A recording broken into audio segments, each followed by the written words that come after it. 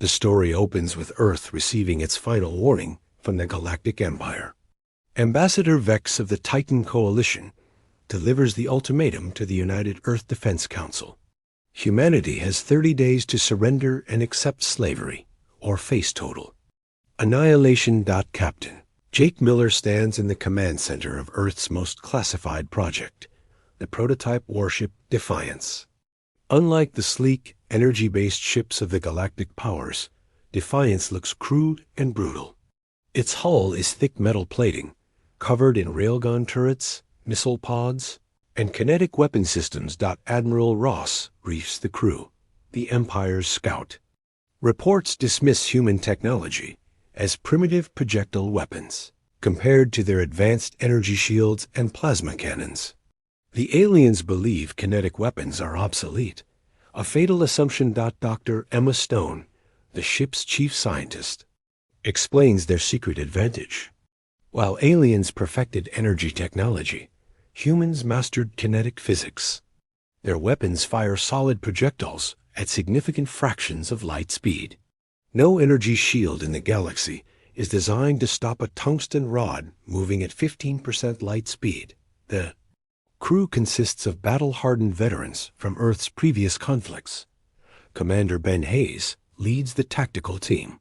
Chief Engineer Lisa Park keeps the experimental systems running. Weapons Officer Tom Cruise controls an arsenal the galaxy has never seen. As the deadline approaches, long-range sensors detect the Empire's fleet approaching 200 ships, led by the massive dreadnought Star Crusher. The alien commander, General Koff, broadcasts a message demanding Earth's immediate surrender. Jake responds simply, "Come and take it." The stage is set for humanity's first real test against galactic powers. Earth's single prototype ship against an armada that has conquered 1,000 worlds. The Galactic Empire's fleet drops out of hyperspace at the edge of the solar system. General Koth commands from his flagship, confident this will be a simple extermination mission. His fleet has standard formation: energy-shielded cruisers in front, the dreadnought in the center, support vessels in the rear. Defiance moves to intercept, appearing as a single blip on their sensors. The alien crews laugh at the primitive design. Koth orders a demonstration. One cruiser will destroy the human ship while the rest watch. The Imperial cruiser Void Striker advances, charging its plasma cannons. Captain Jake keeps Defiance on a steady approach course. At maximum range, the alien ship fires brilliant energy beams that should vaporize any target. But Defiance's armor is different. Instead of deflecting energy, it absorbs and dissipates the heat across its massive bulk. The plasma scorches the hull, but doesn't penetrate. The aliens fire again with the same result. "Our turn," Jake says calmly. Commander Ben targets the enemy cruiser with their main railgun, a weapon that fires 50-kilogram tungsten projectiles at tremendous velocity. The projectile crosses space in seconds, moving too fast for the alien sensors to track properly. The tungsten rod hits the cruiser's energy shield at 15% light speed. The shield, designed for energy weapons, offers no resistance to solid matter moving at relativistic speeds. The projectile punches through the hull like paper, continuing through the ship's entire length. Before exiting the other side, the cruiser explodes in a brilliant fireball. Silence fills the Imperial fleet's communication channels. General Koth stares in disbelief. His primitive enemy just destroyed a modern cruiser with a single shot. All ships, attack formation. Koth orders, but Jake isn't finished with his demonstration. Defiance launches a spread of kinetic missiles, not energy-based like Galactic Standard, but simple rockets carrying dense metal penetrators. The missiles accelerate to incredible speeds, using human fusion drives. 3 more cruisers explode before they can react. Their energy shields are useless against kinetic weapons. The remainder of the fleet finally begins evasive maneuvers, but human targeting systems track them easily. Dr. Stone monitors the battle from the science station. "Their shields are dropping to 20% efficiency against our weapons," she reports. "They're designed for energy combat, not kinetic impact." Chief Engineer Lisa keeps the experimental systems running at peak performance. The human ship's power systems, based on fusion technology, provide steady energy output unlike the aliens. More advanced but unstable power sources. Weapons Officer Tom launches another barrage. Railgun rounds and kinetic missiles tear through the Imperial formation. Ships that ruled the galaxy for centuries are being destroyed by primitive human weapons. General Koth finally realizes the truth. Humanity didn't fall behind in weapons. Technology. They took a completely different path that makes them deadly to every other species in the galaxy. Asterisk. General Koth orders his remaining ships to retreat and regroup. The Imperial fleet, reduced from 200 to 150 ships, falls back to long range. The alien commander calls an emergency council with his senior officers. How is this possible? Demands Captain Nex of the heavy cruiser Star Bane. Our intelligence said humans use primitive projectile weapons. They do, Koth replies grimly, but at speeds our shields cannot stop. We underestimated their kinetic technology. The Imperial tactical officer reviews the battle data. Human weapons fire solid projectiles at significant fractions of light speed, something no galactic civilization attempted because it seemed inefficient compared to energy weapons. But against energy shields, kinetic weapons prove devastatingly effective. Meanwhile, aboard Defiance, Captain Jake studies his enemy's retreat pattern. Admiral Ross contacts from Earth Defense Command, REPORTING, that long-range sensors show more Imperial fleets approaching from other sectors. "We bought ourselves time, but not victory," Ross warns. Intelligence suggests they're calling for reinforcements. Dr. Stone analyzes the alien ship designs captured by their sensors. "Their technology is more advanced in many ways," she admits. "Better, faster-than-light drives, more efficient power systems, superior material science. But they have a critical weakness: total dependence on energy-based combat." Jake realizes Defiance cannot win through direct confrontation against superior numbers. They need a different strategy. "We're going to hunt them," he announces to his crew. "Use hit-and-run tactics. Strike fast, hit hard, disappear before they can respond." The human ship engages its experimental stealth systems, not energy-based cloaking like alien technology, but simple methods that mask their heat signature and radar profile. To advanced galactic sensors, Defiance simply vanishes. General Koth spreads his fleet in a search pattern, but human stealth technology proves effective. Defiance appears suddenly behind an isolated destroyer, fires a single railgun round, and vanishes again before the other ships can respond. The pattern continues.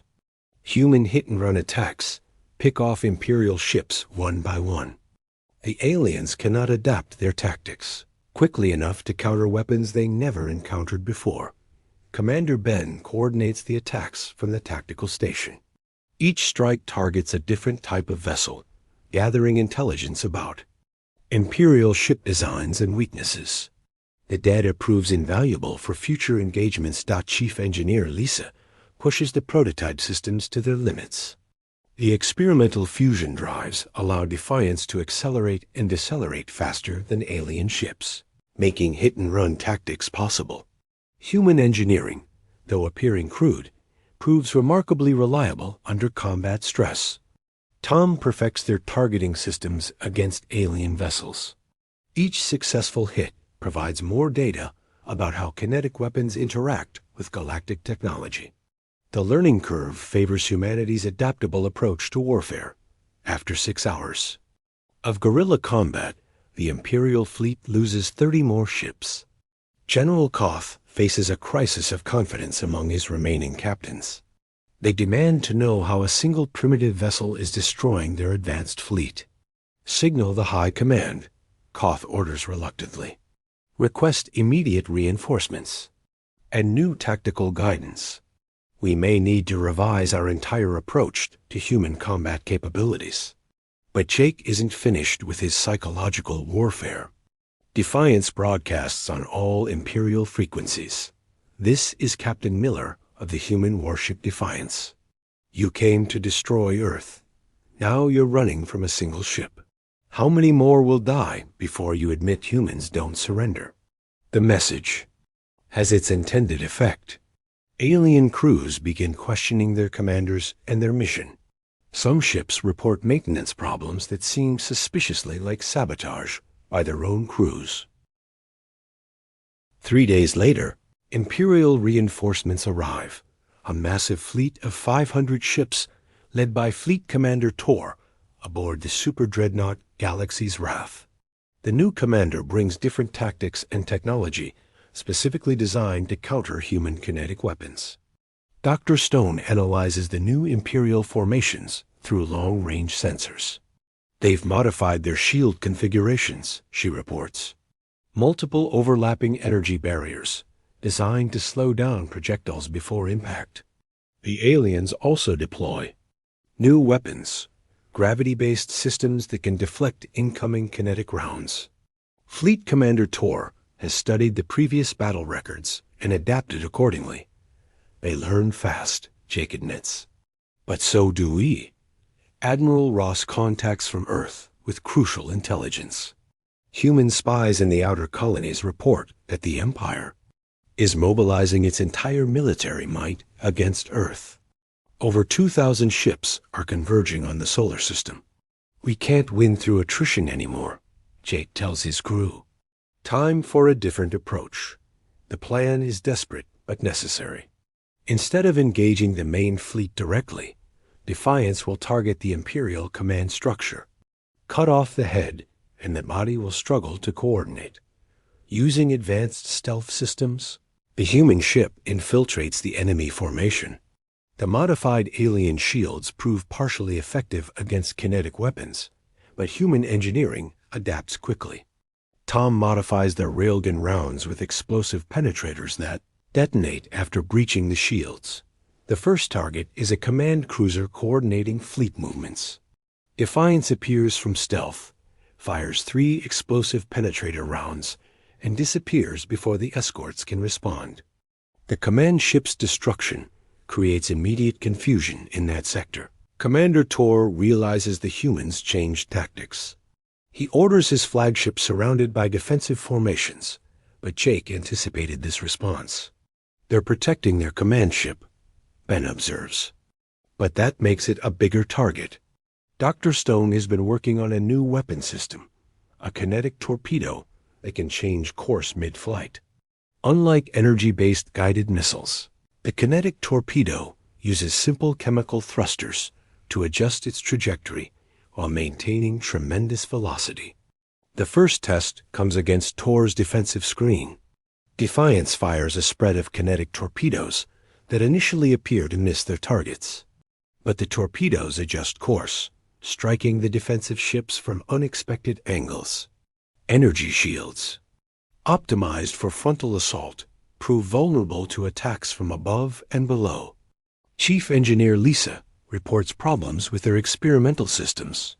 The constant combat is straining components beyond their design limits. We need maintenance time, she warns. These systems weren't built for extended combat operations. But there's no time for repairs. Imperial forces close in from all directions, and more reinforcements continue arriving. Earth's prototype ship faces overwhelming odds with failing equipment. Jake makes a command decision that defines human military doctrine for generations. We don't retreat. We adapt and overcome. The crew works frantically to repair systems while fighting the largest space battle in human history. Weapons Officer Tom jury-rigs damaged railguns. Commander Ben coordinates defensive maneuvers with failing sensors. Dr. Stone modifies weapon systems in real time to counter new alien defenses. Meanwhile, Fleet Commander Tor launches his final assault. The The super dreadnought Galaxy's Wrath advances with its escorts, bringing the Empire's most powerful weapons to bear. Plasma cannons that can vaporize asteroids focus on Defiance's position. The human ship takes severe damage but continues fighting. Hull breaches are sealed with emergency patches. Damaged weapon systems are replaced with backup units. The crew demonstrates the human capacity to function under impossible conditions. "Sir," Ben reports, "we're down to 40% combat effectiveness. Hull integrity at 60%. Primary systems failing across all departments." Jake looks at the tactical display, showing hundreds of enemy ships closing in. One human prototype against the entire Galactic Empire's military might. "Then we make our last shots count," he says grimly. With systems failing and overwhelming enemy forces converging, Captain Jake makes humanity's boldest gambit.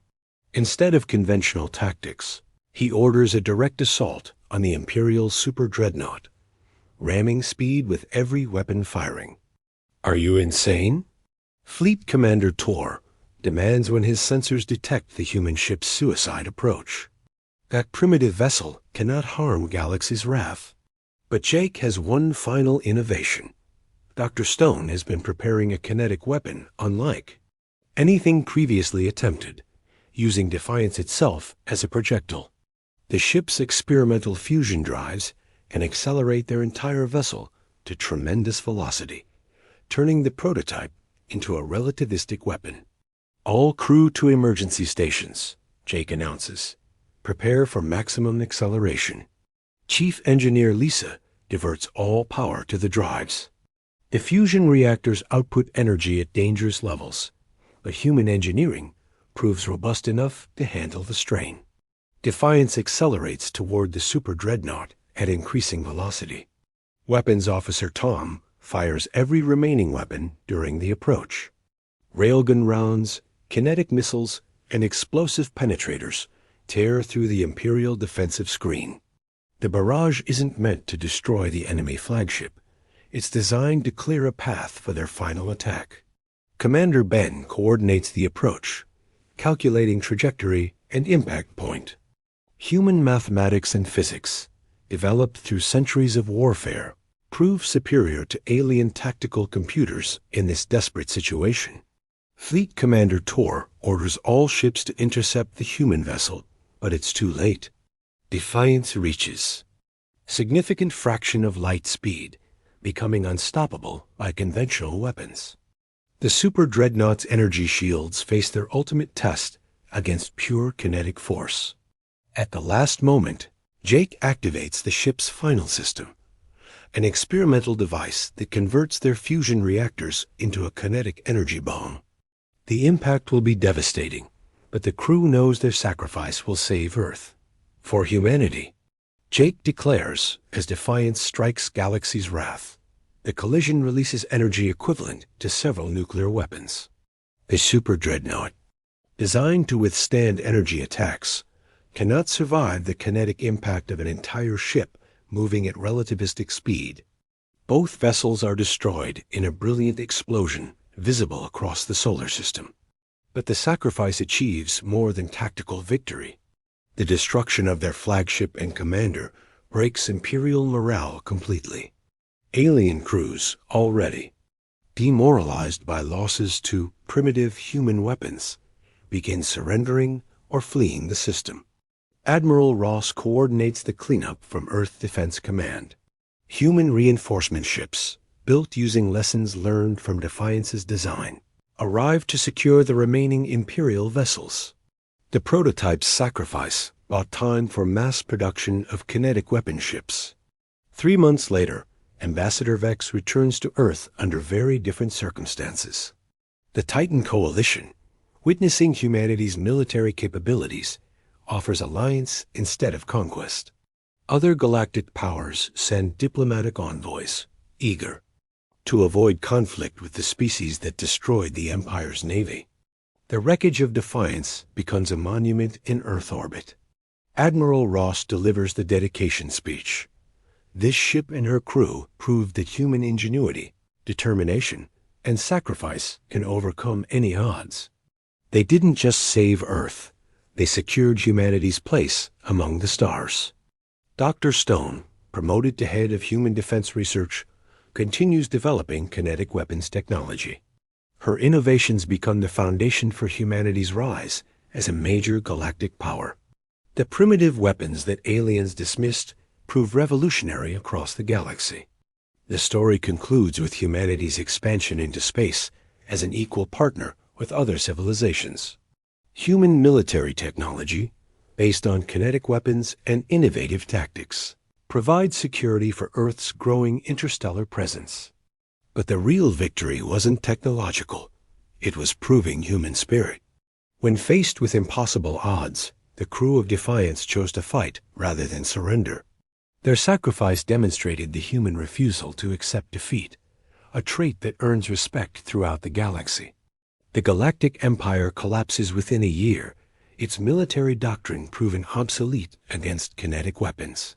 Former Imperial colonies gain independence, many adopting human-designed defense systems. Humanity becomes known as the species that liberated the galaxy from tyranny.